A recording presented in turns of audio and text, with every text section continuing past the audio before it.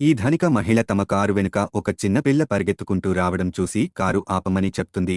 అప్పుడు ఈ కోటీశ్వరుడు కారులో నుండి కిందకి దిగుతాడు. అప్పుడు ఈ చిన్నపిల్ల పరిగెత్తుకుంటూ వచ్చి ఈ కుర్రాడిని హగ్ చేసుకుని ఇతడిని నాన్న అని పిలుస్తుంది. దీనితో ఈమెను దూరంగా తోసేస్తాడు.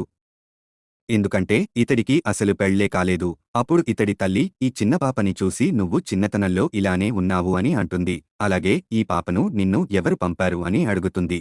అప్పుడు ఈ పాప తన తల్లి పేరు చెప్పి ఒక ఉంగరాన్ని ఈ కుర్రాడికి ఇస్తుంది. అయితే 6 సంవత్సరాల క్రితం ఈ కుర్రాడి బామ్మ ఇతడికి పెళ్లి చేయాలని కొంతమంది అమ్మాయిలను చూసుకోమని పంపించగా ఇతడికి వాళ్ళు ఎవరూ నచ్చరు. ఇంతలో ఈ అమ్మాయి మందు సర్వ్ చేయడానికి వస్తుంది. కాని ఈమెకి ఇతడు మత్తులో మునిగాడు అని తెలియదు. దీనితో ఈ కుర్రాడు ఈమెతో స్పెండ్ చేస్తాడు. ఆ తర్వాత నీకెంత డబ్బు కావాలో చెప్పు అని అంటాడు. అప్పుడు ఈ అమ్మాయి నేను అలాంటి దానిని కాదని చెప్పగా ఈ కుర్రాడు ఖరీదైన ఉంగరాన్ని ఈమెపై విసురుతాడు. అయితే 6 ఏళ్ల తరువాత ఈమెకి కూతురు ఉండగానే తమ కుటుంబ సభ్యులు ఈమెకి వేరే పెళ్లి చేయాలని చూస్తూ ఉంటారు. అప్పుడు ఈ అమ్మాయి ఆ కుర్రాడి ఫోటో పేపర్లో రావడం చూస్తుంది.